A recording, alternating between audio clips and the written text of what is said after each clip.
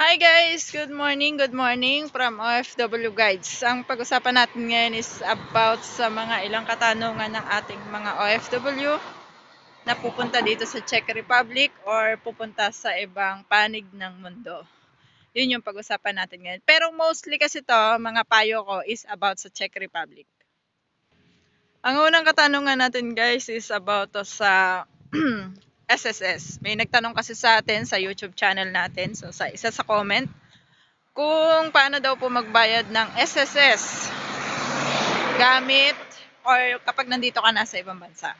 Yon. So, ang gawa ko, active yung GCash ko dito.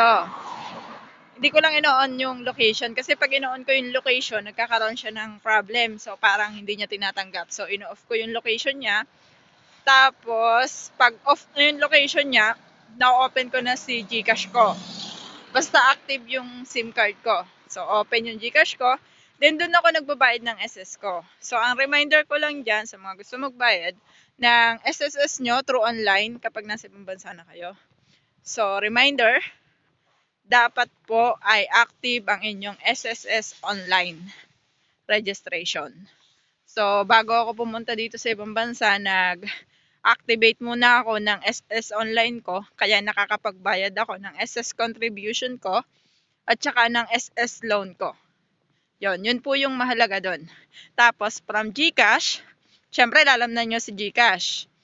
From GCash, papunta sa SSS, magbabayad na kayo. Kasi doon sa SSS, makakahingi kayo ng PRN kapag na-open nyo yung online nyo. So, pag na-open nyo yung PRN nyo, ilalagay nyo lang kay GCash na yun yung PRN kasi hingin niya yun eh. Ano yung PRN number ng babayaran nyo? Diba? Ano yung account number ng babayaran nyo? So, hihingin nyo ni GCash. So, kailangan mo yun kunin sa SS online mo. Second na question is paano daw po magpadala sa Pilipinas from dito sa Czech Republic. So, yan. Magandang question yan. Lalagyan ko kayo ng link sa baba, sa description. I-check nyo na lang.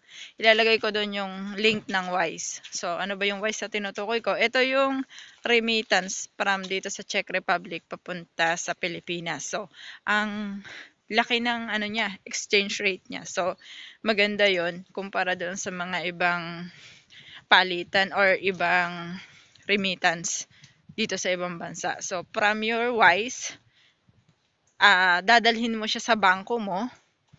For example, meron kang existing na online banking or di kaya bangko sa Pilipinas, BPI, BDO, or PNB, ganyan. Tapos, isi-send mo siya doon. Then, pagdating doon, pwede mo siyang i-segregate sa pamilya mo. Or kung gusto mo naman, diretso mo sa pamilya mo. Ganon. Ganon kasi yung gawa ko eh. From my Wise, papunta doon sa account ko. Saka ko sinesegregate. O ito, pambayad ko kay ganito. O ito, pambigay ko sa ganito. Ito, pambigay ko sa ganito. Yun. Ganon po yung the best doon. Wise yun. Lalagay ko guys sa, sa description. Ito yung malupit na question eh.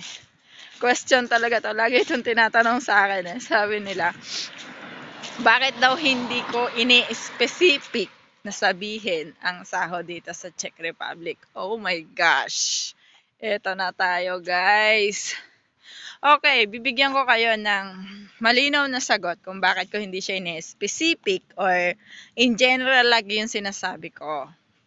Kasi po, ang sahod po dito sa Czech Republic is meron tayo ditong basic to na 26,160. Ito yung nakalagay sa batas ng Czech Republic. So, yun yung batas. Ibig sabihin, nakalagay sa net, sa pay mo talaga, yung basic mo is 26,160. But, meron kasing mga company na hindi nila hinihit yung 26,160. So, bumabawi sila sa mga benefits.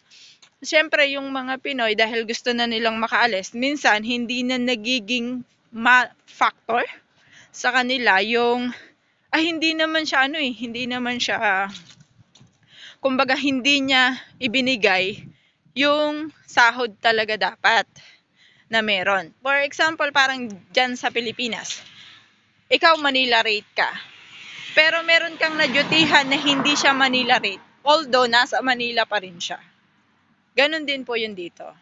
So, may mga cases na ganon na 26,160 pero ang ano yun lang sa'yo, ano lang, halimbawa, 24,000 lang yung ibibigay sa'yo, monthly. Oh, di ba? So, ayokong mag specific na sahod.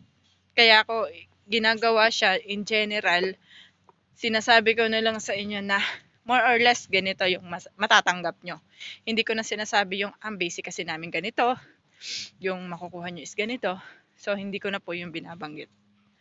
Kasi alam nyo guys kung bakit hindi ko na yung kailangan banggitin. Kasi baka sabihin nyo naman, ang yabang naman ni boss. Kasi sabi niya ganito daw yung basic, bakit ganito lang yung sinahod ko. Kaya ang binibigay ko sa inyo kung magkano na talaga yung output, yung talagang sasahurin nyo, yung talagang iuuwi nyo, or net pay nyo talaga. Kaya lagi ako nagsasabi sa inyo, merong company dito na 18,000 to 22,000 yung makikuha nyo. Pero meron namang company kasi na minsan walang bayad yung bahay nila, so lumalaki yung sahod nila. Imbis na magbabayad sila sa bahay, libre na ni company. So, yon nagiging factor kasi yon lumalaki yung sahod nila. Inaabot yun ng mga 27, 28, ganon. Yun lang guys sa ngayon yung ating pag-uusapan. And sa susunod pag-usapan natin is about naman sa benefits. So, marami rin kasi nagtatanong sa atin ito. Ayan, about sa benefits dito sa Czech Republic. Bakit may mas malaking sahod? May mas maliit na sahod? Ano ba? Bakit ganun? Yun. Pag-usapan natin yan later. So, stay tuned lang kayo guys.